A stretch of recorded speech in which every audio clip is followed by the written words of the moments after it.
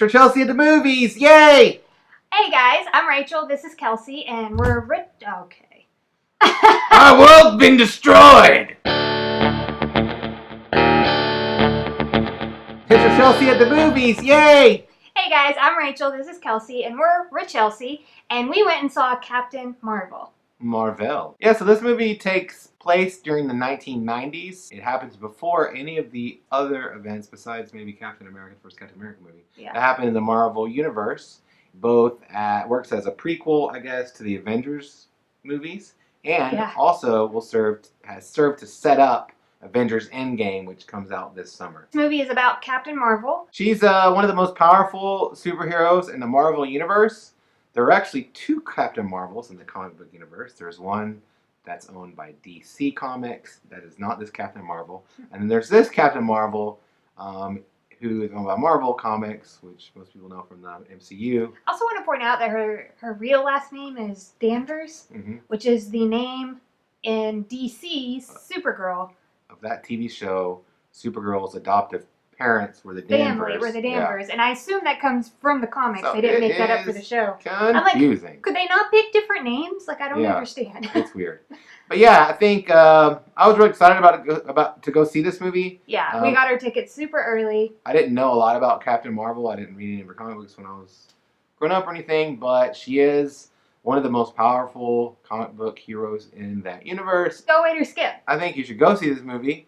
Definitely, if you're involved in the MCU, like most people out there are, go see this movie. It's definitely one of the very good Marvel movies that have come out, and this one is a little different in the way, that Thor Ragnarok was different. I think it's kind of set apart as its different kind of movie, and I really enjoyed it. Go see this movie. It was really good. If you're keeping up with all the superhero stuff, then you're definitely going to go see it. If you're not, I still think this is a good movie. There is a lot of big, CGI, alien type, technology and different things like that you'll have to suspend your belief for and whatnot. But I thought there was enough otherwise in this movie that made it enjoyable. Here's some spoilers. It's not as good as Wonder Woman.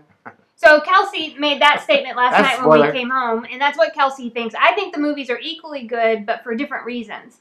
I think the character of Captain Marvel in this specific movie is not as lovable as Wonder Woman's character in her first movie. Right. She's just not. But I thought that the surrounding story in Wonder Woman, so all the supporting cast and all the events that happen, Ares, all that, was a little lacking for me. When I look back at it, it's just kind of okay, ho-hum, this was kind of expected. Whereas the supporting cast and surrounding events in Captain Marvel, I was really intrigued because I didn't know where she came from. Because I didn't read the comics either, and I didn't have Kelsey to tell me about it because he didn't. It was all intrigue for me because I was well, what is she? Is she an alien? Is she human? I don't know what's happened.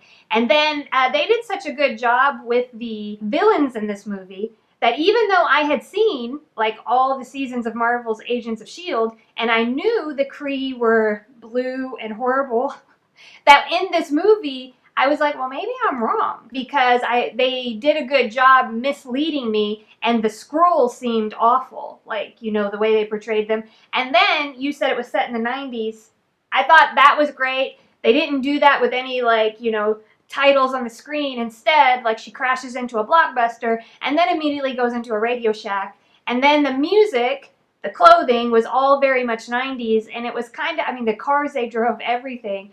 I really liked that 90s vibe throughout the whole entire movie. Yeah. And then we got a young Nick Fury.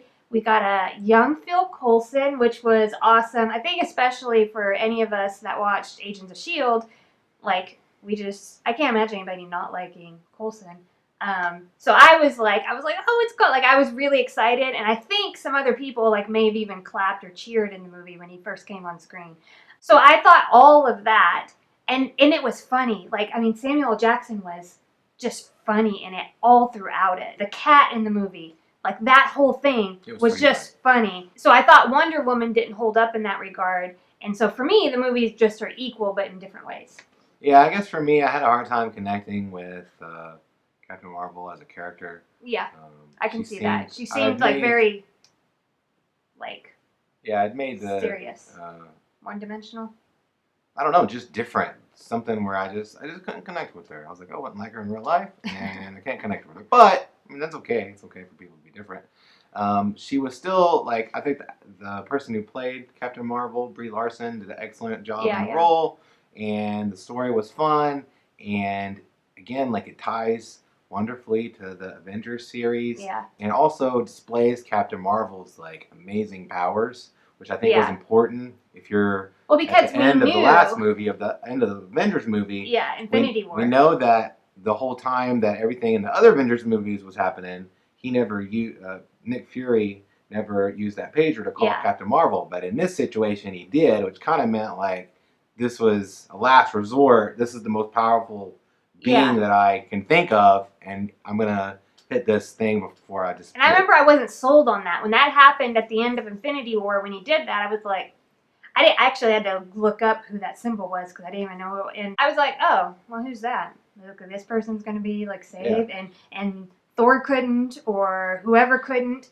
But like, I feel like that was part of a huge burden that the movie Captain Marvel had, is that they had to set her up to be the hero for this next huge movie coming out, really and Wonder Woman didn't have that burden.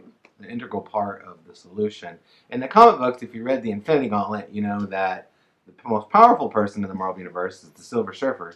But because Disney doesn't own the rights to Silver Surfer, they had to come up with something else. So that's why I think they're bringing in Captain Marvel as to play a different role, but still a primary role in the saga.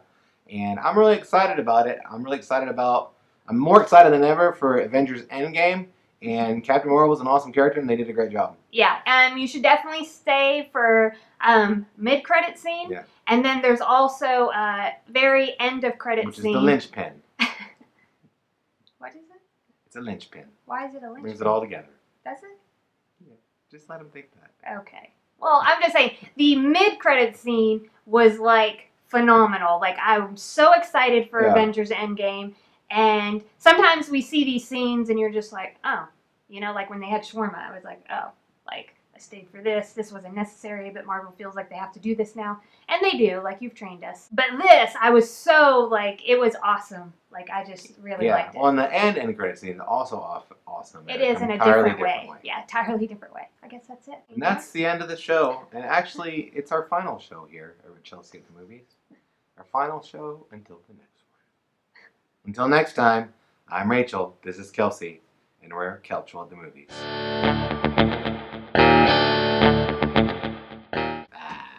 Earthquake. It's quite precarious up there. Like this? It's quite precarious. It Hello. seems crooked. Hello. Like it seems not crooked with that. How do you turn it over?